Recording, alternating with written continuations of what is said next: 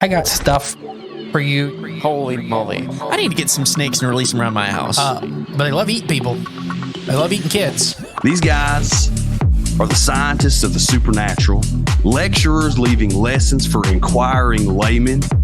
They are applying the scientific method to a world that baffles science.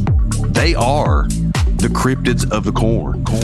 Every day that you open your mouth, I know, right? I'm more convinced that you're abducted by aliens. No. And it just stood up. I mean, it just like kept going and going. And she goes, what the? These are idiots. I was laughing reading this because I already knew how you would feel. Idiot. What part of the story fits your balloon? Well, This isn't a UFO. But who else has big black wings and red eyes? Batman. Well, Mothman. Oh yeah, Mothman. Well, everyone, I think we know exactly what it is. So say it all with me. It was the sandhill crane. Would you try it? No. You wouldn't eat it? No. Why? Because they're probably toxic. There'd be a lot of poop in my pants. I've seen a 6-foot alligator go swinging through the air and slam into a tree.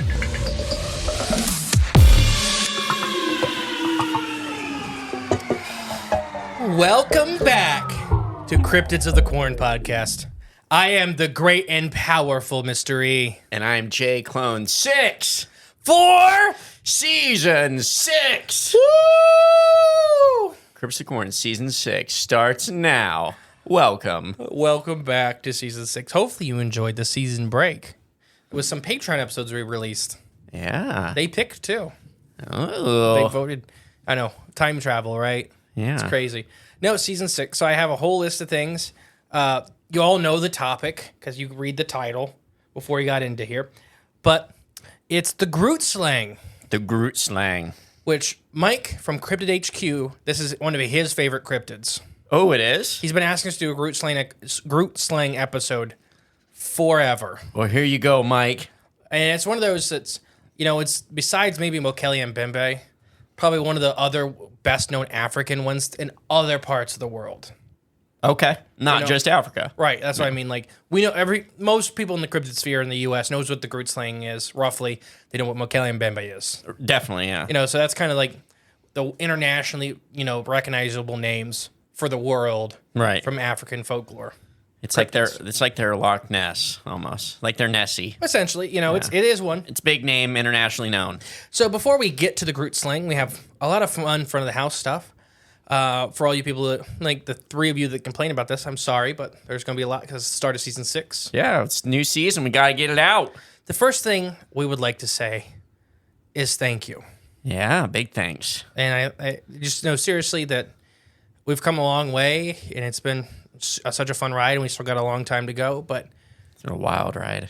3 years ago, did you know this is what it was going to be? No, I still don't know what it's going to be. Well, I mean, to the level we've gotten, it's been such a blessing. Yep. We just want to say thank you to all you listeners and the fans, supporters, everybody that kind of comes to conferences and sees us. It's whatever. If you listen to the show, thank you so much. You're just as much a part of this as we are. It's all one thing. Well, as Jay is. Yes, that's accurate. I'm you. You are we. Yeah. No, seriously, thank you guys. Yes, much appreciated. Anything you'd like to say in reflection? I'm with you. Sentiment. Big thank you. My favorite part about all this podcast and stuff is meeting and interacting with people that we now call our friends. Mm-hmm. And thank you guys. Hopefully you guys liked the Season 5 finale. It's up there with some of our longer ones. Took a while. 8 hours, 42 minutes, I think, is what the runtime is consecutively. All in one day. You could listen to it in a work shift if you're working over an hour. No, I'm saying we did it in one day. Yes, but we took many a break. Yeah. Oh, yeah. We had to. It's physically impossible. I could have done it. You were the one that was like, let's go move a stove. Yeah.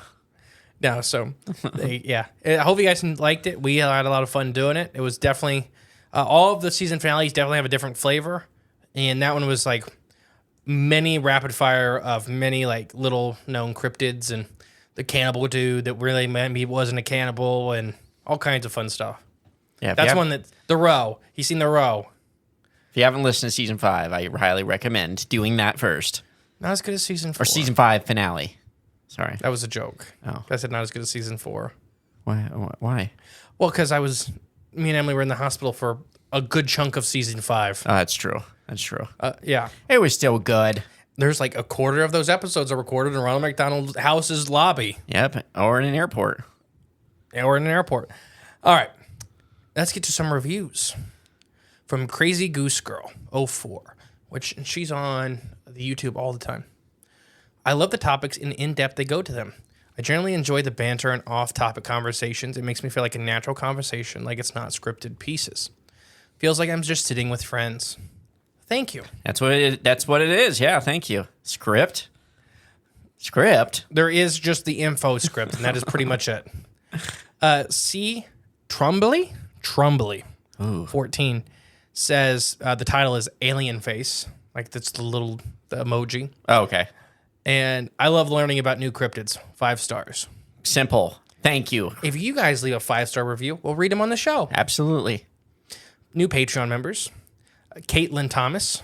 Welcome. Andrew. Welcome, Andrew. Ron Durlup. Welcome, Ron. Patrick B. Patrick. Welcome. So conferences. That's okay. Well, thank you, everyone, for joining. Yeah. As this one coming out, we've already done Hocking Hills Bigfoot Festival. We've already done Squonkapalooza. So it was so fun hanging out with you guys. Thanks for coming out and hanging out with us. We had so much fun with you. Dang. We'll do a review We'll do reviews of each of those after we've actually been to them. There, yeah. But we're recording before those events. But can't wait. Events we have coming up. We have Bigfoot and Brews in Dowagiac, Michigan. We have Mothman Fest. If you're not bending, Mothman Fest will be there. If you're going to be there, let us know on the Facebook or Instagram. We'll hang out. We'll do hangouts. We normally do like a couple walkthroughs of the Point Pleasant TNT area together. We kind of talk about what was seen where and stuff like that. Yeah. But yeah. So yeah. And then our event in the October. Ohio Bigfoot Jamboree, October 5th. Open to anyone that wants to come see. Speaker tickets are officially sold out, but the vendors market and the contest and the fun games and stuff that's going on for the whole day. The food and the music is open to the public. If you just want to spend a good old evening, or not even afternoon on the weekend, celebrating Bigfoot with like-minded folks, the place to be is the Ada Park. Ada Memorial Park. Ada War Memorial Park in Ada, Ohio, October 5th at the Ohio Bigfoot Jamboree. It's going to be a lot of fun.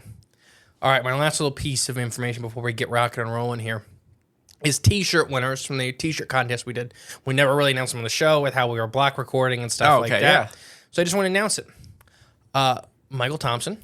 Woo! Thank you, Michael. And he did the atmospheric the mushroom monster. We're riding it. J Clone, Snally Gaster, atmospheric rays are in there. It's got a lot. So Michael's shout out is he has the Winslow Hoffner book series. Yes. He has the Chicken Boy book series and the Orb book series. Please support Michael. I'll try to make sure I put links below for all the books, or at least maybe his main page so you can find all of his books. Chris Goings. Chris, thank you. He did the wild ride. The bus. Yeah. I think it is the wild ride, but I think I have it labeled the bus. Yeah. Because we say a lot that it's a wild ride. Yeah, we do. We just said it in the intro to this episode. It's been a wild ride. Wow. But no, so Chris does Black Sheep Studios art. He'll be at the Ohio Bigfoot Jamboree. He did the bus logo, and he's working on a second logo for us right now that we just seen the sketches for. It looks absolutely amazing. Yeah. He also does Nevermore Hollows podcast, which me and you were featured in. Yeah. On an episode, hunting down a certain formidable tentacled cryptid. Hop over to Nevermore Hollows and take a listen. Yep. And I'll let you read the last one because I don't want to mispronounce his last name because he's so nice. So you're putting it on me? Okay. Troy Bursch. Bursch. Yeah. Because I always want to say Bush, and I know that's not right. It's got the R in there. Yeah. No, Troy. He does Into the Abyss podcast. He sent us stickers and a really, really nice letter. Thank you, Troy. He did the, I think I called it Making of a Crop Circle, where it's the two aliens sitting in lawn chairs in the cornfield. Yeah, yeah. It says Cryptids of Corn. But I think the name of the shirt in the shop is like Making of Crop Circles, or Before Crop Circles. Because it looks like they're sitting there getting maybe a little intoxicated. Man, if we were aliens shooting a lawn chair documentary, there you go. That's what it would be. All right, so all you people skipped ahead. Let's talk about the Grootslang. Oh, okay. Now, the Grootslang, I have the creation story. I have like the basic info, sightings, and all the fun stuff, what it could be. This was a very interesting one to do for a season opener because I'm going to spoil some stuff here. Oh, no. No modern day sightings that I could find. Oh. Maybe. Oh. So we'll talk about that later. You knocked me down, but you picked me right back up. Maybe. No, but the Grootslangs, in several African cultures, they have several different creation stories with the Grootslang. So I made my own version with a compiling of several different culture stories. Okay. Does that make sense? Yes. So I wrote this, but it is the basic story of the free thought of several different cultures that have the Grootslang in it. Okay. This animal is old as earth. It was one of the first of creation. So basically, it was since day one. Right. Isn't that like the Leviathan or something? What'd I do? What'd I do? Oh, no. Shut up. Sorry. I'm actually mad at you. You want to edit that out? No. All right. They are best described as giant-scaled dragons with huge tusk and a trunk. They were created to be the most powerful of beasts, but the gods quickly realized their mistake. Oh. The Grootslang terrorized the land and left piles of corpses that they did not eat, for they enjoyed the kill, creating rivers of blood, carving channels of some modern-day rivers. The Grootslang were also great breeders and quickly took over lands that their parents had already wiped out all other forms of life. The gods, not wanting to see all of creation slaughtered by these powerful beasts, the gods gathered them up into a great herd. They cut them into pieces with great prejudice. So chopped them all up. Right, yeah. One small Grootslang hid among the pile of corpses until the gods were not looking, and snuck away and hid in the great hole, away from the vengeful eyes of the gods. Now the gods, not wanting to waste these beast parts, they decided they would make 2 new powerful beasts to rule the land. They created out of these parts the elephant and the python. The last Grootslang hid from the eyes of the gods and grew in size and became angry at the outside world, guarding its treasure from anyone who would dare to venture into the underground. Yeah. Elephant and a python. Yep. Quite different. So that's the basic creation myth of the Grootslang. Okay. So Grootslang were created, like you said, they were created by the gods or God, depending on which culture. Like I said, many cultures, combination right there, were created to show the power of that character. They were a show-off piece. Okay. Then they quickly realized they made a mistake. These creatures had great venom, power, prowess in hunting. Yeah. Were slaughtering everything. They were killing all the other animals in creation, leaving great piles. They laid many eggs really rapidly. So the gods caught them all and killed them all with great prejudice. There's even some, depending on which culture you look into, some stories talking about young men going out and killing juvenile to baby Grootslang to prove their prowess. Even a baby Grootslang is the deadliest normal animal on the planet. Right. Not even just right out the womb. It's number one. If you get any drop of their venom on you, you will die. Yeah. Like there's no anti-venom, there's no cure for it. So the gods gathered them all up, killed them all, but not wanting to waste the pieces. They made together 2 different animals, the African elephant and then the rock pythons. Which is a weird one of the 2. When you look at it, we'll talk about that more in depth here in a little bit. Yeah. They're the 2 kind of powerhouses of Africa. Where they want to look at it, rock pythons in the jungles, wetlands, water, like there's crocodiles and stuff like that too, but people are really scared of snakes and people are really scared of the power of elephants. Yeah. So it's kind of these 2 signifiers of really powerful beasts. On other ends of that spectrum. Yes. Too, when you remember the story, it's The Little Prince. I don't know. They came out with they made a movie of it or something, but it's a book. It's a French book. But in the very beginning, he sees, and I'm trying to remember, it's off memory, but he sees a snake, but the snake had eaten an elephant and it had this weird shape that looked like a hat. I just thought it was a weird combo that they chose the snake and the elephant too, as well as the Grootslang. So depending on which culture you're talking about, when the baby got away, it could have been one baby, it could have been several babies. Because we're going to talk about the Wonder Hole, which is like a hole in Africa. Like Mel's Hole? Yeah, actually, yes. Diamond Hole and the Bottomless Pit in Africa. Several other places are also said to have Grootslang. Grootslings do not come out of the caves, the holes, or out of the water. Oh, That's a big part of this. Because they say that if they get anywhere where the gods can see them, the gods will hunt them down. Yep, and strike them down. Yes. Smite them. So when we start talking about the Bottomless Pit and the Wonder Hole later, which we have some stories about, there's a reason the Grootslang will not chase you outside of these areas. Because it can't leave. Ooh, okay. There's not some magical force keeping it down there. It's smart enough to know that if it leaves, it's dead. Dead, yeah. But yeah, so hiding among the pile of corpses until the gods weren't looking, and then snuck away, and this was a baby. So the way it kind of talks about is some of the Greek and Mediterranean legends of basilisk. It reminds me of too. Okay. Which they were said they weren't big. Like original basilisk legends, they were not big. They were normal snake sized. But you could tell a basilisk has been there because everything is dead and the ground is starting to die. Okay. They're like constantly like extruding venom. Like their venom is so potent. Sounds radioactive. In a way, you could think of it like that. And then they would say, if you've seen one baby basilisk, you have to kill it immediately because they'll take over an area really fast. It's like kudzu. Yeah.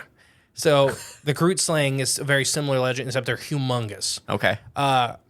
Some cultures say they're like around 60 to 70 feet long, big reptilian-like scaly elephant creatures, very dragon-esque in a way. They don't look like a typical European dragon, but big scaled, long tail, big headed monsters. Kind of like that video of it was fake, but that video of that it was like a worm underground. Yeah, a cave worm. Yeah, I think that's actually what it's called on YouTube because we showed it. I think. Yeah, we showed. Yeah, but that was a fake. I mean, it's CGI. That one was fake. Yeah, but it's a company that does a couple really. Oh, sorry, snuck up on me that sneeze. I came out of nowhere. It's like a Grootslang flew in there. So that's kind of one thing that they argue about is whether it's many Grootslang or one Grootslang got away or several Grootslang got away. Okay. If they're still breeding or not.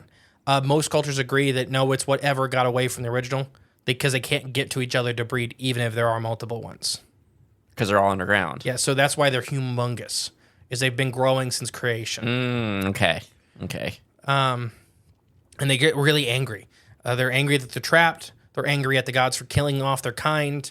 They're really, really angry. But they also hoard treasure. We'll talk about these holes are said to be like literally full of diamonds and emeralds and all kinds of stuff. Kind of like on Lord of the Rings. Was that or was it Smaug. Hobbit? It was the Hobbit. The Hobbit with Smaug.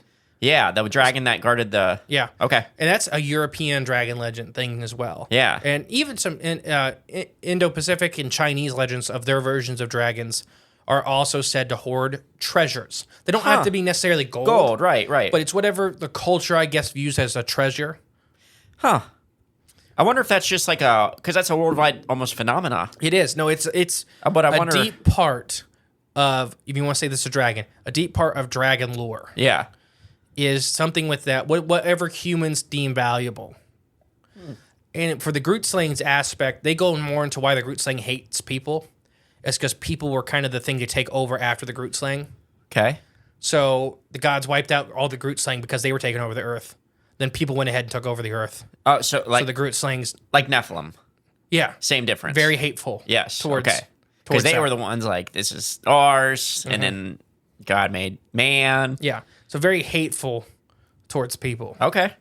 I got a good grasp on their and then you could see mental like state. Depending on the culture, how they draw them, they can be anything from like modern day. A lot of them are kind of goofy to where it's like a big snake with an elephant's head. Okay. They are supposed to be a very good combination of both those creatures. Okay. It's not like the body of a snake with an elephant's head. Right. It's a very good mashing of both animals to produce this. Any chance it look like a giant, like a siren? No. Oh, okay. Just No. I'd throw that out there. Freaky Fauna Friday this week. Yeah. It's at the end of the week, so you did it backwards. But well, it's something foreshadowing. yeah. So yeah, that's kind of my little creation story. But we're going to just talk about the basics of the Grootslang. The Grootslang is said to be a huge serpent-like creature that dwells in the caves known as the Wonder Hole and or the Bottomless Pit. located in Richardsville, Okay. which is said to connect to the sea, which is around 40 miles away. So it's a unique hole full of water. Yeah. Okay. You can go visit it right now and stuff like that. It's a known place. This one. Which one is this one? Which hole? Is this the It's Wonder the Wonder Hole? Hole / bottomless pit. Oh, it's the same thing. Okay. Yeah. Okay. It depends on, whatever you want to call it. Right. Okay. The cave is sometimes described as being connected to the Orange River by a natural pipeline through which the diamonds are gradually funneled into the current. Oh. So Orange River is a famous place for finding big diamonds. They wash out into They it. don't know where they come from. Yeah. They've done sand mining and stuff like that. So they think they're in this cave, and every once in a while they make their way into the river. Grootslang. The diamonds. The diamonds do. Okay. The diamonds do. Maybe the Grootslangs are knocking them loose. Could be. The Grootslang does not want to lose the diamonds. Oh, okay. Does not. The cave projects directly downward for 60 feet until a steep incline, which the secondary passage branches off. So it's just like a straight down hole. Hole, yeah. It's like Mel's hole. This is what tumor seals turn into if you let them get to adulthood. They turn into Grootslangs. Grootslangs, okay. Don't let a tumor seal grow up. Eat them. With Use what? flavors of the force. Yeah, there you go. So gradually, the cave projects directly downward. So the South African journalist and author Louis G. Green describes a wonder hole as being located 3 miles from the Orange River near Anafostafia Springs. And the native folklore describes 2 white men as descending into the cave to retrieve stones that sparkled like fire. We're going to assume they mean sapphires. Sapphires? Mm-hmm. Aren't sapphires blue? Oh, maybe I'm... Like opals, maybe. I don't know. I don't know. Some gem. Some Yeah, precious basically, gem. yeah. It's a precious gem, yeah. A secondary exploration of the cave only found bat guano, or Grootslang poop. Another account describes only a person entering the wonder hole and returning. And this was a prospector who used a cable winch to descend into the cave until he reached the ledge. There he saw tunnels leading further in and smelled the strong scent of sulfur. He dropped his electronic torch, aka a flashlight here in the United States. When bats flew towards him, he pulled back. He did not descend into the cave again. Yeah. It's like a scary scene out of a movie, Bats come flying out of the cave. A bat's in a cave. Yeah. Just like, Didn't expect bats. yeah. It's one of this scary movie cave trope. A large pool beneath King George's contract at Abergiddy's Falls is also said to be a lair of a Grootslang and is a source of diamonds. Here is a creature is reputed to coil around a great hoard of gold and diamonds and other gems. According to this version of the story reported by the Bushman, the Grootslang is older than the world and protects its treasure for eternity. Another form of this myth states the Grootslang is a spirit tasked with guarding the cavern of treasure from treasure seekers, and the prevalence and the markings of the overpowered sense of evil when you get too close to the Grootslang's lair. So like I said, there are many, many different cultures and legends with the Grootslang. Yeah. I kind of made a compiling. In the glamour of prospecting, the South African gold prospector F.C. Connell describes, and we're going to actually talk more about him later, I believe, describes the Grootslang, he has it as separate words, as a large snake that is said to live in the large rocks in the middle of the Orange River. It takes cattle from the riverbanks. Believing the creature is described as ubiquitous among the local. Now, the Kiahoe tribes. I have a little pronunciation. I believe that's how you say it. Okay, Kiahoe. Kiahoe tribes. And some white settlers in the area who generally greatly fear the serpent. While searching for the treasure in Riftsvalley of South Africa in 1917, an English businessman, Peter Grayson, disappeared after members of his party were attacked and injured by lions, prompting rumors they were killed by Grootslang. We're going to talk about that story again later, too. Okay. So that's kind of your basic intro to the Grootslang. Any questions so far? What are your thoughts? What are your questions? What do you need, baby girl? Well, I'm trying to think of there's a lot of cryptid creatures, I guess, or just creatures in general that could be responsible for some of these things. That last one just sounded like some sort of alligator or something, or croc living in the river. I don't know. Could be. There's something, I don't know. It just could be, yeah. But no, there's constant. One of the things is constant with all the cultures that talk about this legend with the Grootslang is the hoarding of gold or the guarding, not gold, the hoarding of treasure or the guarding of treasure. Right, yeah. It can be gold, it could be diamonds. Anything. Both of these rivers have diamond mines in them. Okay. So there are diamonds there. So I don't know if it's this generalized thought that there has to be a mother load of diamonds, and why nobody's found it is because there's a monster guarding it, or whatever. But it's just like we've already kind of talked about. It's very striking with dragon legends from around the world and this hoarding of treasure. Right, yeah. But yeah, you like it so far? Yeah, yeah. Would you wrestle one? A Grootslang? I think I could take it. 50 feet. They stand like 15 feet tall.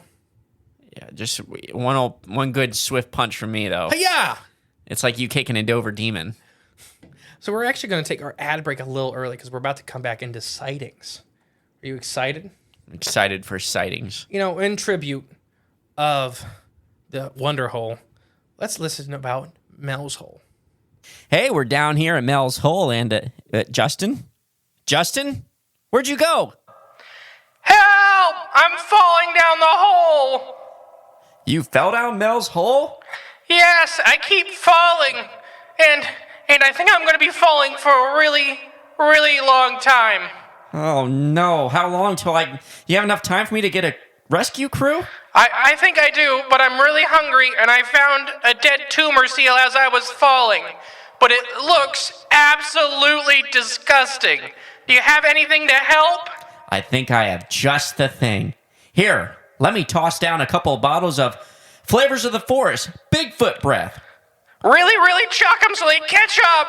Here it comes one. And two.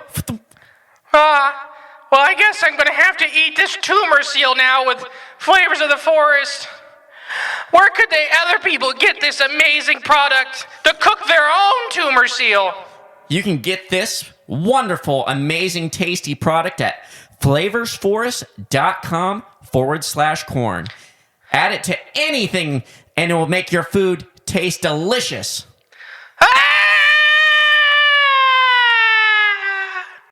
Oh, I love Flavors of the Forest. You always talk way too fast right after. Do I? Yes. So just so Because excited. it's hard to fit the other ads in right after. No. I'm just right. ready. Sightings. So it seems to be nothing more than mere myth or folklore on the surface. There are actually a few sightings of this beast over the centuries that have casted wonder on whether it actually exists or not.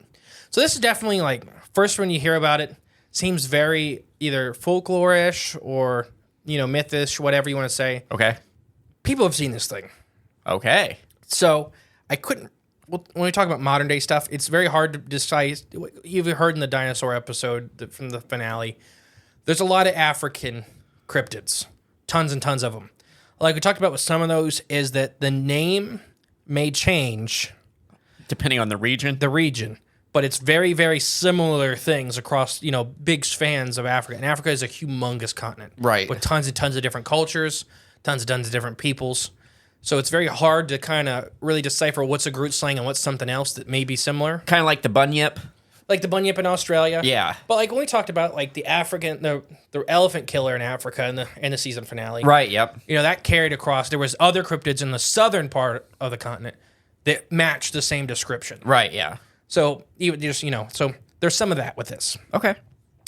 So why it seems like nothing, exists. In 1867, explorer Hans Spur spotted an enormous black snake-like creature, nearly 100 feet long, making its way through the Orange River near Aval North, East Cape Province.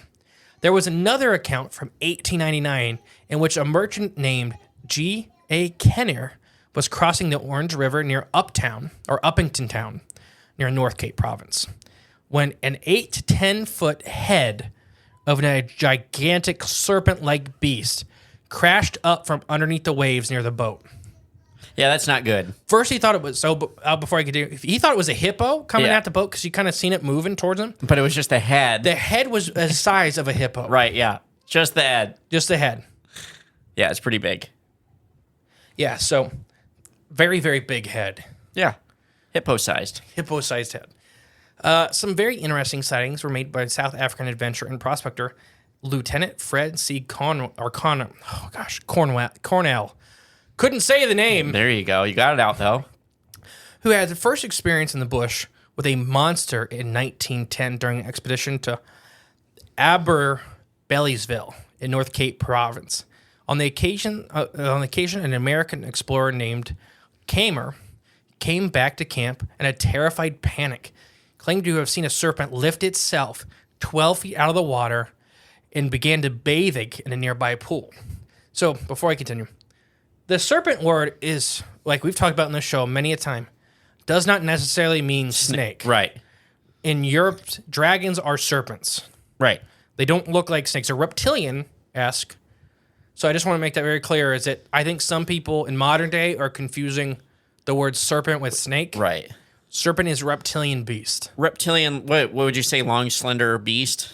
Well, long is fine, but it's more that reptilian-like beast. Okay. Because some serpents that were drawn in European folklore for the word do not look anything like snakes. Okay. But I just wanted to say that. But I think that's confusing some people in modern day. The second sighting would happen in 1920 when Cornell would write about this of the unwieldy titled book. I love it when these books have just giant names. The Glamour of Prospecting. Wanderings of the South African prospector in search for copper, gold, emeralds, and diamonds. And this is what he would write. That's the name of the book? Yeah. It's like one of our titles sometimes when we really go in. Yeah, well, sometimes we do it on purpose because it's funny. I know. Anyways, it was dark when he floundered out of it, and we'd steered straight for the wide thickest of willows, made a big fire, and we were only too glad to turn in. It seemed an excitement in camp, with wood, water, and shelter from the cold wind. But it was with planes that the boys were uneasy. They were crouched close to our fire instead of building one apart from us as they usually did. And he's talking about the native peoples that they hired for this expedition. Okay. So normally they kind of go off and have their own little camp when they camp down for the night. Mm-hmm. But he's like, there was something uneasy with the guys, the boys as he called them. Mm-hmm. They were staying with our fire and like were right next to us, which I haven't done the whole trip. Yeah. For some food, Ezek suggested they might perhaps trek a little further in, and this coming after the most ambitious day was drastically strange. We asked him why, and after beating around the bush for a bit, he told us in the middle of the river, the exact opposite of where we were camped, was a big rock in which a huge snake, the Grootslang, had its home. It was not safe for us and our horses. So before I continue, basically Ezek, one of the guides, was saying, why don't we move away from the river? Let's camp further inland. They haven't done this the whole trip. They camp like right on the river. Right. Because crocodiles and hippos are probably less scary than leopards and lions. Okay. You know what I mean? Yeah. Safer by the river relatively. Yeah. Just build it off the ground. Big cats can climb. Right, exactly, yeah. So this is the first time he's like, let's go in. You know, the guys are acting strange. So right across the river is this humongous rock, or rock outcrop, as it were, that he said was the home of the Grootslang. We had long heard of this mighty snake. Many reputable Hottentots, which is a tribe, and a few white men have claimed to have seen it. Many others have seen a huge spur in the sand or mud, over 1.5 feet wide. It is believed to take cattle from the banks, and the natives fear it in its mighty will. There are no crocodiles in the orange, and besides, there are never any traces of feet in the spurs. And a remarkable fact that the Hottentot name for the huge python, or whatever it may have been, was Kimen, which is the very like the Eastern name for an alligator or crocodile. Anyhow, we were too far tired to care for this mighty snake, and of course we stayed where we were, the only thing to annoy us being the huge, long-legged tarantulas that kept running incredibly swiftly into the fire. The name would sizzle, sperming, and smell unpleasantly. So I'll go over this paragraph again before we move on. Yeah. That ends with suicide spiders. So yeah, spiders running into the fire all night, and they smell horrible. I don't know if the spiders were just attracted to the fire or they were chasing bugs into the fire. It could be either way. Yeah, but yeah. So they're near the spot. Giant snakes, something like that's been taking cattle. There's apparently no crocodiles in the Orange River. So they would see these. What a spur is a slide mark. Okay. On the river. I was going to ask you that. Yeah. So they see these massive slide marks. So it's over 1.5 feet wide, which is really big for a crocodile. Right. They get bigger than that, obviously. They get like 4 foot wide, but it's a big crocodile. But there's no leg marks with the mud, so it's fully sliding like a big snake. Okay. But the guys are like, we're going to ignore the people that live here. We're too tired to move camp inland. Let's just not care about this massive monster. We'll that worry about supposedly it lives tomorrow. Across the river. We'll deal with it tomorrow. We'll just watch these trenches explode. That would be kind of entertaining. So, in the morning, we found that the river was long, wide, and still, and apparently a very deep stretch of water. And that a big rock rose from the center, as its guides had said. It appeared to be that of granite, and it was rinen in half by a big cleft. The sheer mud banks on the river should have shown the traces of something coming in and out of the water, but we found no spur. So we made some use of dynamite cartridges with fuse and detonators and flung them out as far as we could and stood by as the arousal had hardly in the case of the Grootslang wasn't home and an object. The dynamite made a great upheaval, but no snake manifested. Only a few small spurrings and a barbel flopped around in the muddy water. Not the barbel. So they see something. Basically, a big rock in the center of this outcrop had been busted from the previous night.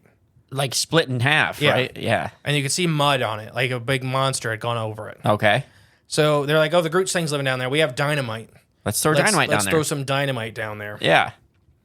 So And they didn't know Grootslang a barbel's emerged. a fish, by the way. Right, yes. A barbel steed, right? Isn't that a fish? Maybe. I learned that from Animal Crossing. Well, then probably. Yeah. They actually have, most of the names are accurate. So let me continue. So nothing came out of the muddy water. Then I saw something moving in the crack in the rock and let dive with my rifle. I was in a hurry and then heard my bullets hit the landscape somewhere in the German territory. But Rawson had seen movement too, and he emphasized with emptying his magazine into the crack with undue loss of time. When we finished, the very flushed and ignorant of old wild duck spurtings out of the crack, and we went away unhunt and quacking most devilishly. No luck again for big game shooting. So they didn't get it. No, so they see something moving on one of the rocks after they dynamite. They it was fired at it. It was cave ducks. Oh no. So they started just unleashing on. So they're in Africa. There is all these ducks that actually live underground. They live in warthog holes and like little caves and stuff like that. Wow. They don't dig holes. They but occupy them. occupy holes. They get along with the Salcata, I bet. Oh, probably. Yeah. Well, different part of Africa, but Oh, okay. But if they did hang out, because I don't think there's many waterfowl in the Sahara. that's probably true. There's no reason to really stop unless you're seeing your old buddy Salcata. Mm-hmm. So yes, you heard correctly. Cornell, who apparently actually attempted to go on and use dynamite to kill the creature without success. Unless this is success by you mean tearing a new hole in the river. Interestingly, in 1917, there was a story of a prospector who launched an expedition to the cave by the name of Peter Grayson in search of diamonds, famously stating, "I am determined to return to England a very rich man or a dead man." Apparently, his team did not have a good time of it. Oh yeah. Mainly that they were dying and turning back before they even got anywhere close to the cave. Grayson went on to forge ahead. It is said that they walked off towards the cave and went to never come out. The local lore said the Grootslang killed him. Okay. So his team was like dying of malaria, snake bites, The Grootslang, though. and he was like, and the rest of the team was like, "We're done. We're not going in this cave." Yeah. And he went to the cave. The locals were like, he went in the cave, and he never came out. The Grootslang got him. The Grootslang got him. And not the malaria, not any other sickness or poisoning. It was the Grootslang. They Well, not probably got the team. huh? Not got the team. Got No, him. just him. Just Yeah, him. Grayson. I'm just saying they probably murdered him. They're like, we're Oh, no. done with this. He's like, no, we're going in the cave. No, because they abandoned him. That's what. So Yeah. they didn't have to murder him. They just left. Okay, that's like. It's not like it was a colonel keeping him there. I just imagine they're all like looking around each other. He's the last one left. The rest of his team's dead. Just the guides. And he's like, we're going in the cave. They look at each other. One spear at him. And then they all walk away. Grootslang got him. Pushed him in the cave. In years later, there was an interesting claim by a journalist, Lawrence G. Green, in the 1945 book Where Men Still Dream, in which he recounts why the local tribes in the area refused to go anywhere near the pit where the Grootslang is said to dwell. all except one unnamed prospector who apparently made many follies into the cave looking for riches and said it was down there. Green would write this about the enigmatic man and the Grootslang in general. The cavern, they say, is connected to the sea 40 miles away. If you lean over the edge of the pit and listen carefully, there comes the initial a deep boom, like surf of the distant shore. I know one tough prospector who took a winch and cable to the spot to explore the little wonders of the Wonder Hole. He is believed, the only man to ever attempt this feat. It is dark and extremely hot when his feet touch the ledge far below. The ragged circle of daylight seemed small. Bats flew in his face. He dropped his electric torch before he hauled himself to the surface and observed the tunnel leading out of the shaft. There, he said, the smell of sulfur in the air, and he never did descend again. The great snake of the Orange River is something more than legend. Cornell described it in his books. Scores of other living men near the river were sent letters to newspapers declaring that they had seen the monster deep in the guts of the cave. Native stories that the snake had enormous diamonds for eye sockets, and that this strange and evil influence is felt for any who behold the creature. Many of the potential dismissed it. White eyewitnesses state that the snake is 40 feet long, leaving a track on the mud of banks that is over 3 feet wide. The spur was followed only by a party of prospectors for many miles before it disappeared into the river. The true probability of the existence of large pythons have been seen in the river from time to time, and their size seems very exaggerated. Pythons up to 25 feet in length have been shot. Their prowess of swallowing a buck whole are well known, but the native mind are remnants of that of the only great snake greatly feared. So I'll break it down for you. So the cavern is said to be connected to the sea.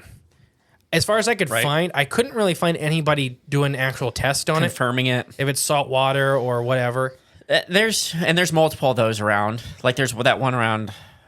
There's Egypt. caves connected to seas. Now, it's not a weird thing. But when there's two big rivers, like literally on each side of this cave, it seems more likely the water's coming from that. Okay. So, it's whatever. But they say you can hear waves crashing in it. If it's 40 miles away, I don't know if you're hearing waves crashing in it. Well, I don't know. I got I've been 40 miles away from the beach. Yeah, but I got a conch shell, from the beach. Yeah. And I'm in Ohio, and I can still hear the ocean. That's more than 40 miles away. So the only prospector ever brave enough to even go down there got to the main ledge. And if you look at pictures of this online, you can see what he's talking about. There's a ledge before you hit the water bottom. When he got to that ledge, he could look in and see there's caverns going off in every direction. Wow. Okay. And it reeked of sulfur, and that's when bats hit him in the face and he panicked. So they say, people that see this beast say that it has diamonds for eyes. I don't know if they mean they glow, they sparkle, they're huge, they're shiny, or they're actual diamonds. I would imagine. So when we talk about some reptiles like crocodiles and even some pythons, they actually have a scale over their eye. That little protective... Yeah, that's why they don't blink. Right. Some reptiles don't blink. But that's why snakes and crocodiles, crocodiles can fold their eyes in, but it's not for the purpose of blinking. But they have this layer on. So I kind of wonder if this is a true reptile, if that's what they're seeing. This creature down in these caves, it just has a massive one or a thick one. Mm-hmm. And it looks like a diamond. It kind of that white, cloudy, look. Right, yeah. And it could even be like crocodiles where they can pull it back and, push it forward. Yeah. So when you see it and it has this protective layer on it, looks like it has giant white milky diamonds for eyes. If it just catches your, what they call the electronic torch. Yeah. If they catch the electronic torch just right, it look like diamonds. And you could feel the evil from the beast emanating anywhere that even got close to seeing it. Like he already said that people find the mud. He is a big believer that this is a python. Green is. Okay. He's a big pusher that he uses very colorful language. Keep my 1945. Mm-hmm. Very colorful language for the local people, saying that they're very ignorant and they're just scared of their local big pythons. The people that live with the pythons. For years, centuries, generations, lifetimes. Yeah. So don't know. Yeah, he's like, these people are just seeing pythons in the cave and over-exaggerating their size because they're scared. They're dumb natives, essentially. And we've talked about that. We talked about that a lot with the dinosaur finale. Is there's a lot of explorers, quote unquote, that come to areas where people live, Right. and then they're like, "Look at these savages." right, yeah, they don't know anything. They don't, but they do. And you know what? I'm a guy that if the natives are like, "Yeah, there's a monster that lives in that cave," guess what cave I'm not going in. Exactly. All right. Sightings and accounts went on when in 1947 there was a report from John Cliff, a man who saw a black crocodile near the abandoned mine crater. And sightings have continued even more into modern times, with strange, very large snake-like tracks found near the river waters. There are numerous stories of people being chased off by large reptilian-like monsters down in these caves. So not just this big cave, but other local caves. Locals have claimed that many people have gone missing in search for these riches. The pit swallows them up to never return. It certainly makes you wonder what might be behind all these stories. But yeah, so this last one in 1947 was like a huge black, almost furry crocodile. Furry? Like they said the back was almost like it was maned. Like it had like algae or growth, maybe? That could be, or something primitive, like some like primitive reptile, not primitive reptiles, but ancient reptiles, like pterosaurs, had a fur-like substance they grew. It was just a beaver. You guys talked about it with Michael. The giant beaver croc. Oh, yeah. You're right. It was a Patreon episode. Yeah. In Europe. Yeah. So it's very similar to that. So this was kind of our last where Grootslang sightings kind of die off. But when I said modern sightings, there are tons of the African, quote unquote, dinosaur-like things that are kind of still seen in this area. Why the Grootslang may have died off is in the 70s, this area got industrial slave mining for a while. So if anybody knows anything about these Africa, it's horrible. But some of these mines, whether they're slave or non-slave, and I don't know if they're slave or non-slave anymore. And by slave, I don't mean like they're these, like, how do you explain that? There are these mine communities where basically people are kind of forced to work there. Indentured servants. Indentured servants, that's the word. Yes. So the Grootslang may have died from poisoning. So everybody knows when they do these massive open pit mines for like deep earth minerals and like rubies and emeralds and diamonds, all kinds of toxins leak out of the earth. So there's a chance that this individual Grootslang may be dead from toxicity. Okay. Yeah. So what do you think so far of the Grootslang?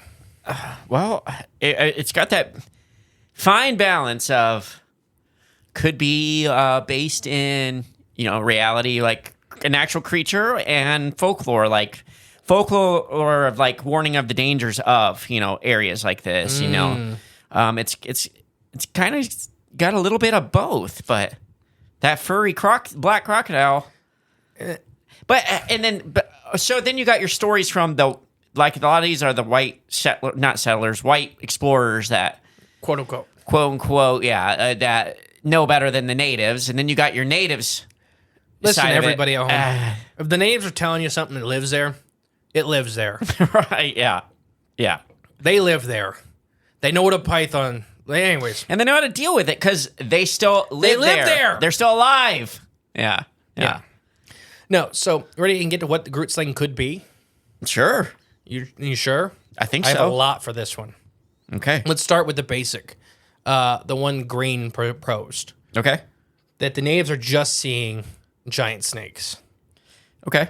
But let's talk about this in two ways. Yeah. So the big snake is the Central African rock python, Python sabi, species of large constrictor in the python family. They're native to Africa. This is one of the top 10 living species in the genus python. Africa's largest snake and one of the 8 largest snakes in the world. So they're up there with green anacondas, reticulated python, Burmese, and we're talking the South African rock python, Indian pythons, and yellow anacondas, and Australia's scrub pythons. Okay, are kind of the big snakes of the world. Right. So this is one of them. They get huge. And they have been man-eaters. Specimens approach and exceed 6 meters, 20 feet in length. There's argument of how big these pythons can get, depending on who you talk to. The Central African rock python is regarded as one of the longest snakes in the world. The snake is found in various habitats from forest and deserts. They love sources of water, and they are especially fond of rock outcrops and caves. Very fitting. But the snake becomes dormant during the dry season. The Central African rock python kills its prey by constricting and often eats animals, often the size of antelope a lot. But they've been known to eat crocodiles and people. Okay. Depending on how big the snake is. Yeah. They're egg-laying snakes. Unlike most snakes, though, the female does protect her nest and even sometimes her hatchlings, becoming entirely aggressive over her nesting site. Uh-oh. The snakes are widely feared in most regions. They are non-venomous and they rarely kill humans. The snake is not endangered in any way. They do face threats from habitat destruction and hunting. Some cultures in sub-Saharan Africa consider them a delicacy, which poses them a threat to those populations. But yeah. Can they rear up out of the water? Not like any great deal. Okay. Yeah, snakes don't have Lift, right? Yeah, it's hard for them because they don't have fins or arms. So what we can do it is we're pushing ourselves up. They have the lateral motions. Right, yeah. They can do it a little bit, but not anything great. Not like that one story account where it was lifted. 12 foot out of the water? Yeah. Yeah, no. Okay. So what do you think about the African rock python? Well, it does fit some of the boxes. I mean, The cave rock, Yeah. they're called rock pythons for a reason. Exactly, yeah. And they are very, very protective parents. Mm-hmm. The females get really big. During their nesting season, they will protect their nesting sites very aggressively. Now, is this the Grootslang, or could it explain some sightings? Yeah, perhaps. It very well could. I mean, especially if one of these explorers, now the locals will probably know the difference. They'll know, like, oh, that's just the python as opposed to the Grootslang. But then you got some yoker that's from, Northern Europe, and he's like, hey, no, this is just a python. All these stories are just this big python. So, Grootslang, some cultures roughly translate to great snake or great serpent. I don't know who you're talking to. What if it's not the central rock python? It's a big cousin. Oh. Let's talk about the Giganotus jarbratian, an enormous prehistoric snake from Africa. Okay, prehistoric? Yeah. The reticulated python, is, depending on who you talk to, the current record for longest snake. But it was still much smaller than the Gigaraphius, I think is how you pronounce it. The Gigaraphius is a massive prehistoric snake from the Eocene epoch, estimated to be 36 to 40 feet in length. Uh-oh, that fits that range. It lived in what's now northern Africa and is probably one of the largest snakes to ever exist. It's even surpassed modern-day anacondas and pythons in size by a great deal. Fossil evidence suggests it coexisted with large prehistoric animals, potentially preying on ancient crocodiles and other sizable reptiles. There's some evidence in areas that they were found were completely absent from crocodiles because of this predation. So it was a prehistoric megafauna snake. What did I just say? That is preying on the people? Crocodiles were absent from the areas they inhabited. Oh, okay. The Gotcha. Orange River area has no crocodiles. Yes, at all. Because it loved eating them so much. Oh. So this massive snake, during the Eocene epoch, about 26 million years after the dinosaurs ruled Earth. It's a true giant of its time, nearly 36 feet in length, residing in ancient ecosystems in northern Africa, and overshadowed by modern-day relics of the anaconda in size, making it one of the biggest snakes to ever exist. So there's people arguing that this is bigger than Titanoboa. Right, which those were the big fat, they were huge definitely snakes. heavier. Yeah. It's like, anacondas versus pythons. Okay. Anacondas are boas. Pythons are pythons. Gotcha. So anacondas are the heaviest snake in the world, even though they do boys. get long. Yeah. But yeah. So they get down with the thickness. They dwelled anywhere from Egypt, Africa, northern, 40 million years ago. They were discovered in western deserts, including parts of the spiral column, and jaw fragments have been found all over the northern Africa. Due to its considerable length, it is known as the longest prehistoric snake, surpassing any day modern snake. Guess how wide it would have been? 3 to 4 feet. 3.5 feet wide. Mm-hmm. I only guessed that because what'd you call them? The scoop marks? What spur marks? Yeah, we call them drag marks here, or slide marks. Okay, spur marks though. Okay. Yeah. So there's people argue of how long ago this snake went extinct. Snakes don't fossilize really well. Right. So there's just not a lot of evidence. Some people say 12 million, some people say 4 million years ago, so on and so forth. And after our season finale, 5-season finale, those numbers could all just be all jacked up. Yes. They might be a lot sooner. I didn't do that on purpose, but I'm so glad we're doing this right after that. Yeah. Because there's so much that ties in. Yeah, it's a through line thing with all this stuff. Yeah. If the timeline's off, 4 million years is nothing. I don't Yeah. care. When we did our Lazarus tax episode, Yeah. you all should know 4 million years in conventional time scale is nothing. Right. For species to disappear off the fossil record. Mm-hmm. So, and we don't have a good reason why they went extinct because their prey sources didn't go extinct, and there were suitable habitats basically bordering. Like habitats kind of move. right? So you follow it. We Right. talked about that with mole salamanders in North America. We live, like, oxtails live in the desert now.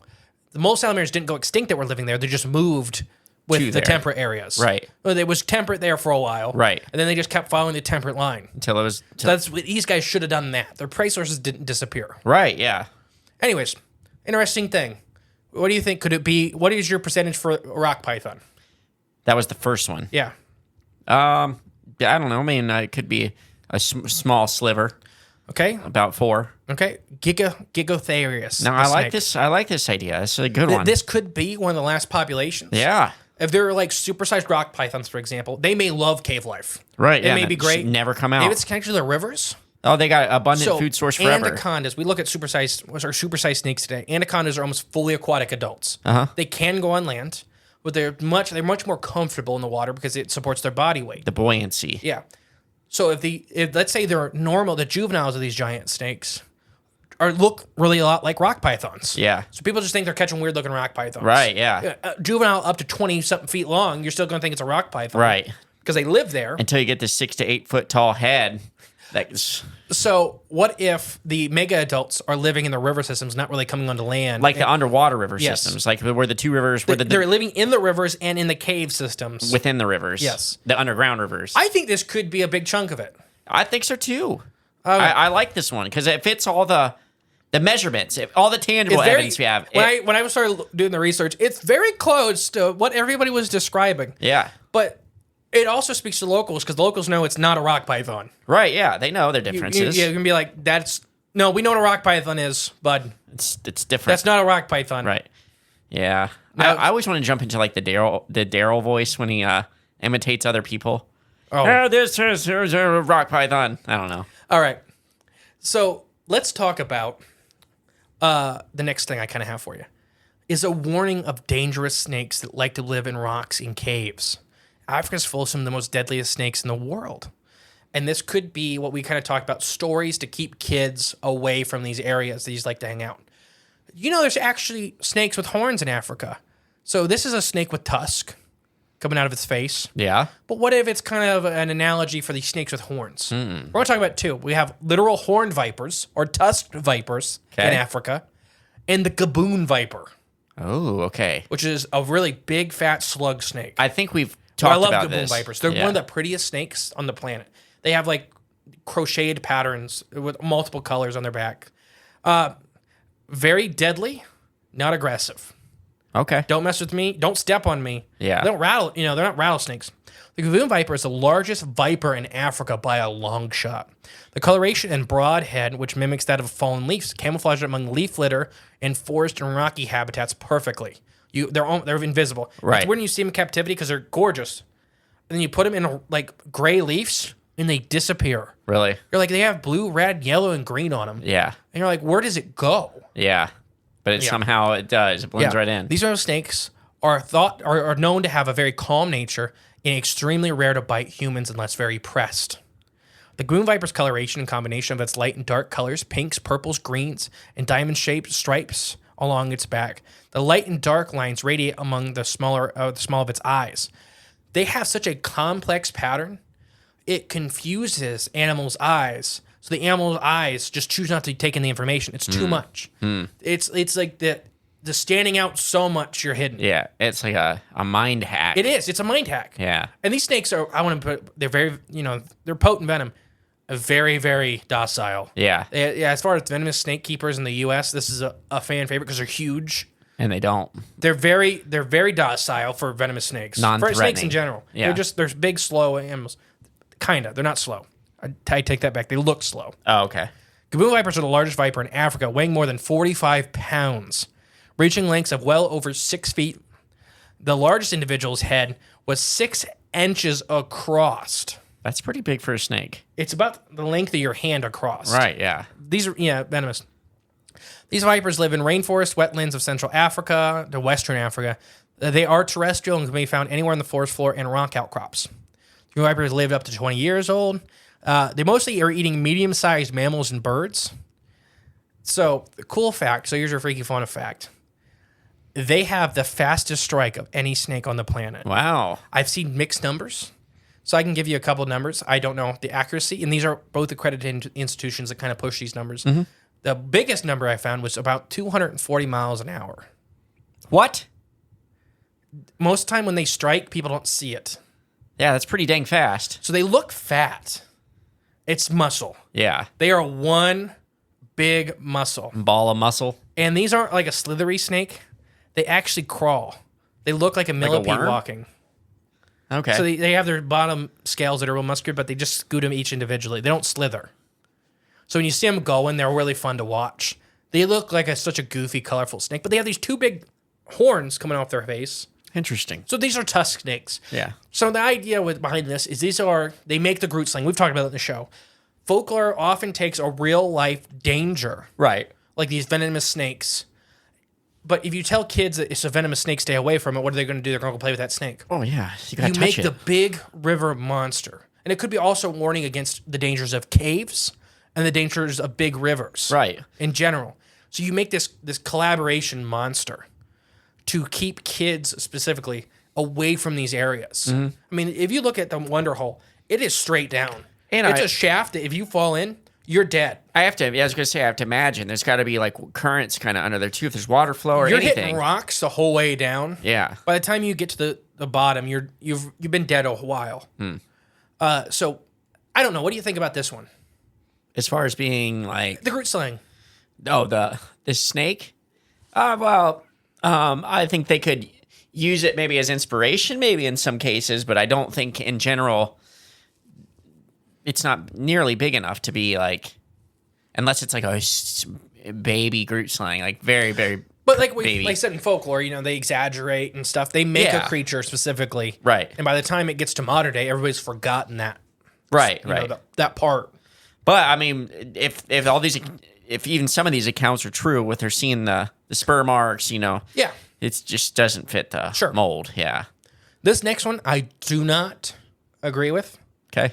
But I seen it posted out there, and like I said, you guys know me. I try to include all options, even if I can't see it. Mis-ID'd monitor lizards. Okay. So the Nile monitor in Africa, and this is not near the same area, Botswana. They are located all over Africa, though. They're huge monitor lizards. They're least concern. They're very common. They're very, very intelligent, apt predators. They're thinkers. They're huge, but by monitor lizard standard, I think they get up to like 8 feet long. I don't know. People said that this was the Grootslang. Yeah. And that people were talking about, because they love caves too, but they go into search for snakes and eggs and all that stuff. Mm-hmm. So yeah, that's all I have for that one. I mean, it doesn't really, to me, fit what it looks like. No, I don't think so. I'm with you on that. Fits what the behaviors. I just don't. Yeah, I don't. Lizard, nah. I'm gonna rule that out. And I looked. Africa doesn't really have, as far as fossil records concerned, a really big monitor lizard. They've had other things kind of take those niches. When we talk about Africa had Megalania. Right. Or yeah. not Africa, Australia. Australia had Megalania. On the northern and southern end.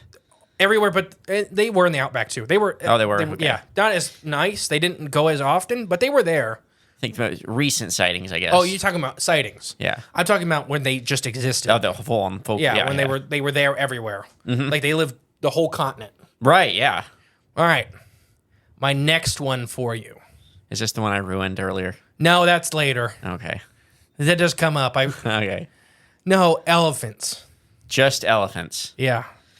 Well, we talked about it. I think it might have been the season finale. It was. So, elephants in Africa do inhabit cave systems. Yeah. So the salt mining elephants of Mount Elan, I believe is how it's pronounced. Basically, these large herbivores, such as elephants, seek out nutrient mineral deposits, such as rocks and soil, to supplement their dietary intake of sodium, which this mineral is not obtained in adequate quantities of woody plants or natural water the elephants consume. So it's not uncommon to find elephants devouring soil and licking rocks at high sodium content.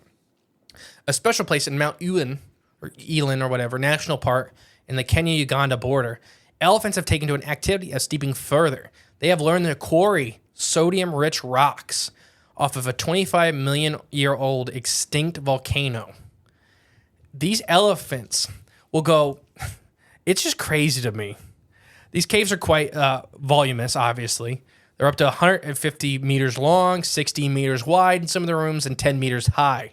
If you look at the pictures of the elephants in the cave, you're like, there's elephants in the cave, until you realize how big the cave is. Yeah. Massive. So I don't know.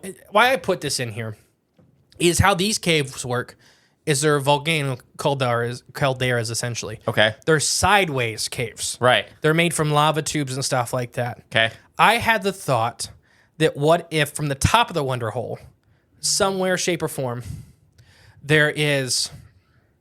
Sorry. A sideways connecting. Yes, where you can't see. Mm-hmm. So what's happening is that elephants are coming into the cave from 4 or 5 miles away. They're getting in there and they're eating the rocks down there. You're looking in 100 meters down. You see this humongous thing moving around in these caves.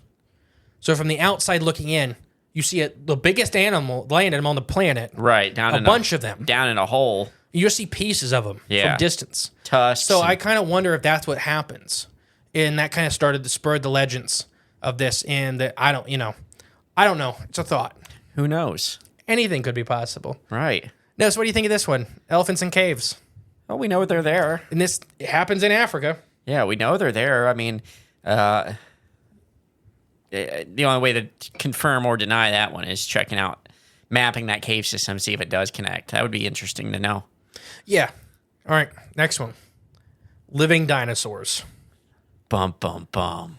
We did 8.5 hours on this. We're not going to go into any great detail. Living dinosaurs. No, but no, in all seriousness, that Africa's full of, obviously, of what appears to be living supersized reptiles. Right, yeah.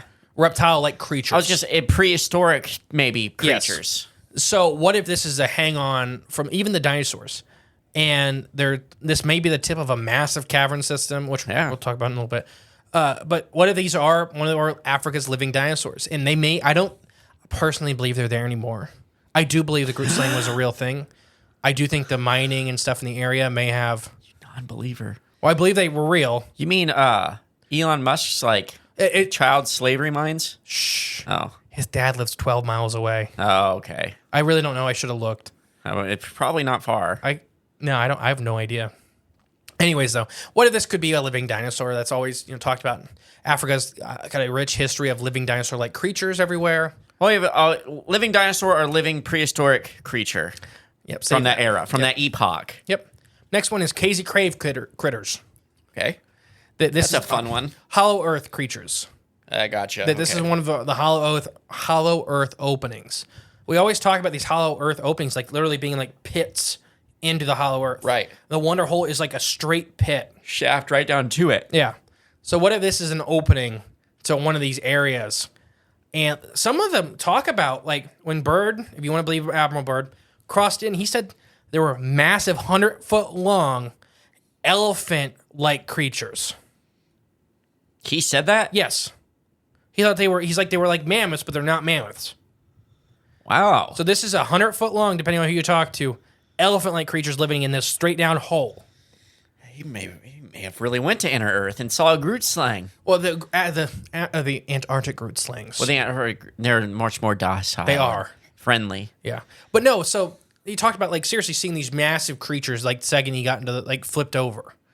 So I don't know. I believe in the hollow Earth as much as humongous, maybe even continent-sized openings. Right, cavities in the there, Earth's mantle. Yeah. Or crust or whatever you want. Whatever. I don't know how deep it goes. Yeah. I mean, it's all speculation anyways. Nobody knows. Nobody knows. But What do you think of that? That the Grootslangs are just one of these examples of these creatures like on the edge of the Hollow Earth area. I mean, we know we got so many cryptid accounts, like cryptid creatures, whatever you want to consider them. There, so many of them are around cave systems in general, and a lot of unexplained and just weird creatures and animals. A lot of the time seem to be around cave openings and things like that. So something's going on down under the earth. Something is. There's a whole biosphere that appears to inhabit large creatures. So why, if they're here in America, creatures like that, I'm only going to imagine around the earth, especially Africa, there's going to be more. So yeah, this got to be part of it. All right, next one for you. Extinct megafauna that aren't extinct.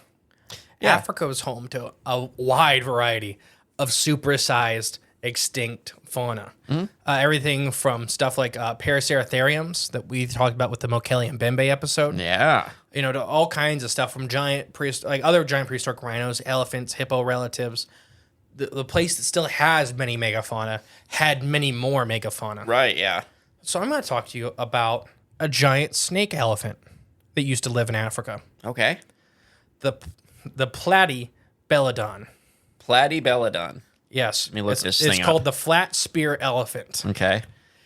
So they are around 10 feet high, around 20 feet long, weighing about 6,000 pounds.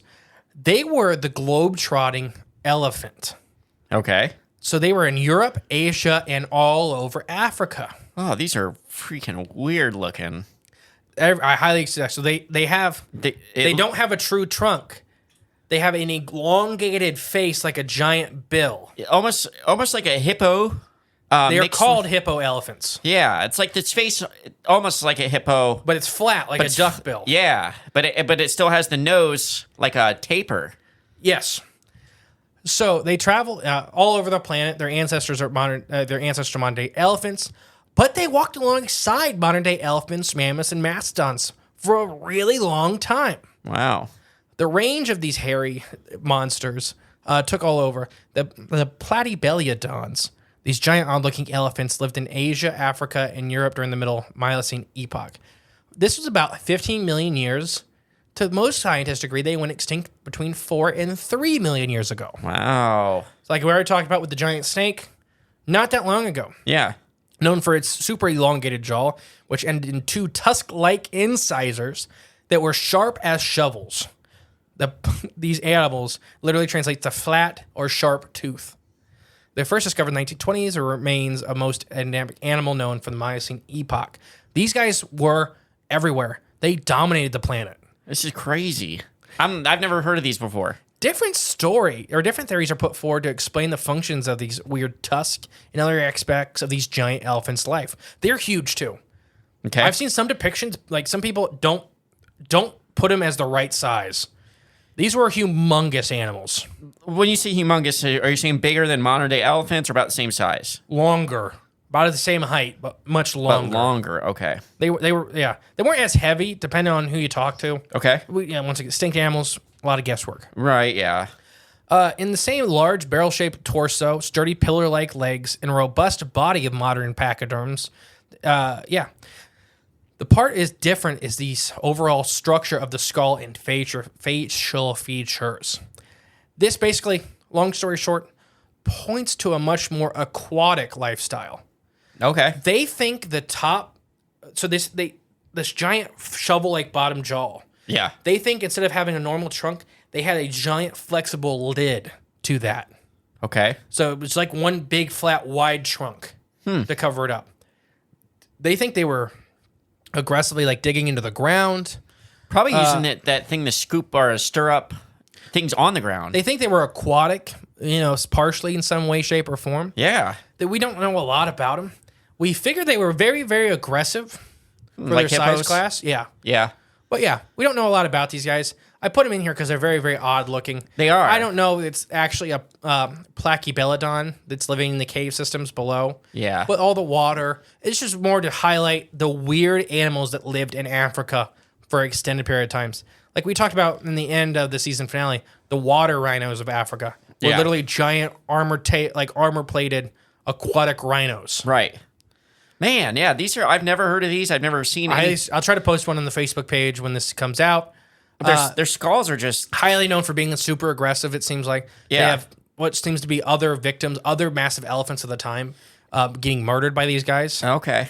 It doesn't. I mean, I don't know of any other animal. You might, but I don't know if like that has a body plan or a head shape with a specialized tool like that. Ancient elephants were the freakiest group of land animals. Yeah. Well, apparently so. I mean, you look at modern day elephants, we kind of take them for granted with the super flexible, giant, strong trunk. Right. Yep. And the giant teeth coming out of their face. Yeah. Many, many elephants were weirder than this. Yeah. This is just a highlight one. Yeah. Absolutely, it is. This is very unique. I got 3 left for you. All right. It's just a dragon. Okay. Leftover. Large-scaled, venomous, hateful caves with hoarding treasure. This fits the dragon motif from pretty much every culture on the planet. And what have we done since the dawn of time? Murder dragons. Exactly. And these guys have been here since The dawn of time. Yeah. So there's just too many similarities with cultural dragon legends with the Grootslang. Elephant snake-like creature. I could see where you get a depiction of a dragon out of that. Well, it depends. Yeah, because dragons. Definitely which dragon you're talking about. Yeah, there's so many different dragon depictions from different cultures, but you got your long serpentine one, your more big winged ones like a Game of Thrones type. But I can see if those had like big tusks coming out of the dragons, like their face, just like an elephant. I could see that. But I don't know if they just meant the size of the animal. Like the body was just so thick that it was elephant-like. Like, yeah. Or, just great size. The big salmon in Africa. An elephant. Like just big and long. So you Yeah. got big elephant, long snake. Mm-hmm. Okay. I don't know where, I don't Right, know you how don't far know. that rabbit hole goes. But no, just the scales, because a lot of cultures even talk about dragons being venomous. And a lot of ancient legends of dragons talk about that they actually didn't breathe fire. They had extremely potent venom. That it was like fire. It was so lethal. Just like Jurassic Park. There you go. I know you hate that scene. It's not. It's just. It's a movie monster. But, Yeah, exactly. The Dilophosaurus, where they were actually huge. Yeah. They didn't have a frill, as far as we know, and they Didn't. most likely didn't spew tar. Oh, yeah, sticky. Yeah. Even the animals Burning tar. the spit venom. It still looks like venom. I can still hear his screams in my it's that whole scene. Poor Newman. Throws the stick. You want the stick? Go get the stick. Yeah. Newman. But no, what do you think about these guys actually being dragons?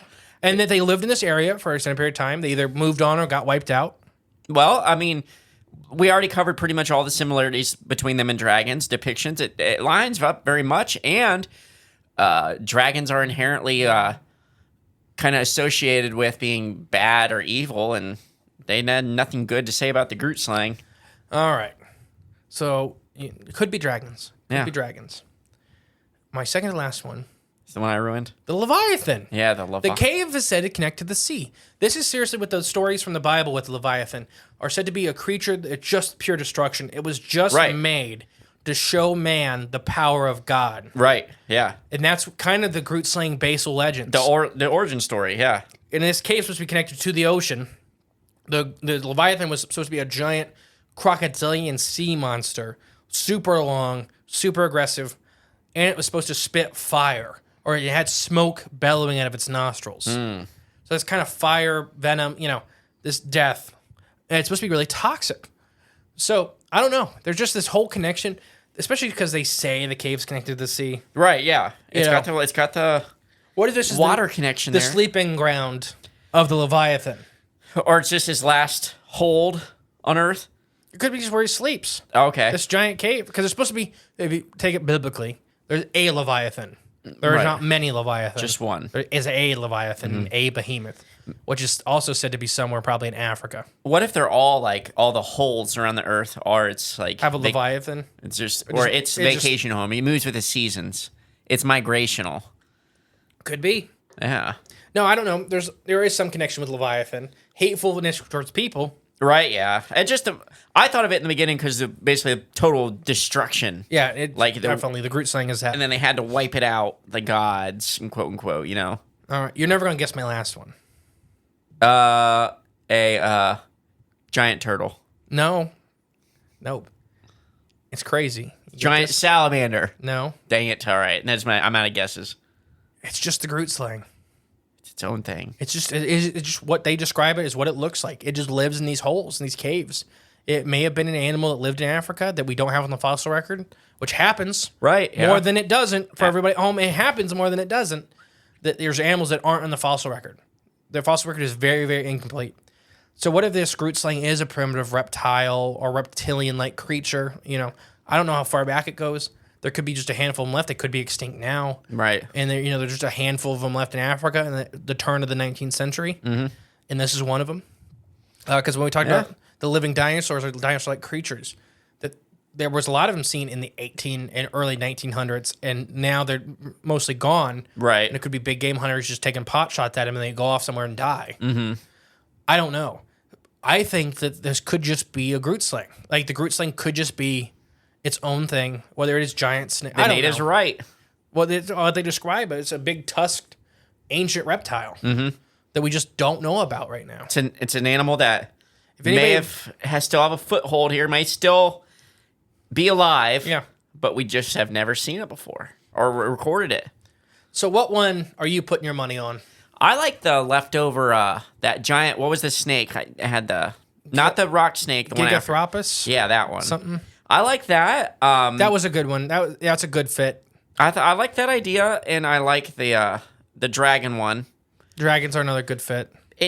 And obviously, just being the plain old Grootslang, you can't ever just rule that out. I mean, it's like saying Bigfoot's a Bigfoot. You know, that's what we mostly believe. It is what it is. It's not something else. Yeah. But so that's always the option. But I like the dragon, and I like that snake. I still can't remember the name. Gigathropus. Which, and you can always say interdimensional. You know, you always go that route. Caves, interdimensional. Portals, right. Yeah. This is just somebody's gardener snake from Dimension X. Right. Yeah. No, I don't know. I love the Grootslang. There's not a lot of modern day stuff with it, but like we talked about, it could be getting lost in the shuffle of different names for the same thing. Right. But yeah, then this is a diamond area in Africa, which is bad. Yeah. It's bad. I don't know anything about the actual diamond mines that are nearby. Yeah. They could be fine. There are fine ones, as far as I understand, in Africa. Maybe. I think because there's like community run ones. Those are probably the fine ones. Yeah. Yeah, that's what I'm saying. I don't know anything about these two mines, kind of in the area of the Wonder Hole. Whether they're associated with Tesla. I don't know if it says or like Apple, Musk at the end or Microsoft. Yeah. It's a Gates special mine. Anyways. No, so this is the start to season 6. Science and magic and Grootslangs and Grootslangs and holes. And special shout out again to Mike from Cryptid HQ. Yes, it's his Mike. favorite cryptid. And shout out to Sherwin from Sherwin Sketches, because that's who I got my Grootslang from. Yeah. Well, you got me for it. I bought it for your birthday? Probably. Because I couldn't go to the Encounter Quest. Yeah, that's right. That's when I got the Grootslang. No, so it is one I wanted to do forever, but I wanted to save it for a season opener because it's a special one. It's definitely a well-known one in Africa. And from that, I mean for the world. Right. When you talk of like European cryptids, what do you know? Nessie. Right. It's like that. It's that for them. Anyways, I've been the great and powerful Mr. E. And I've been J-Clone6. And we want to say thank you again for all the love and support, guys. It's been an amazing ride. It's going to be an amazing ride. Much appreciated. Bye. Bye. Hey guys, thank you for listening to Cryptids of the Corn podcast. Remember, the best way to support the show is share it with a friend. But if you are craving more of the J clones and more from Mr. E, there's always extra content on Patreon and our paid member space on cryptidsofthecorn.com. We'll catch you next time with more exciting, fun, and informative information. Bye.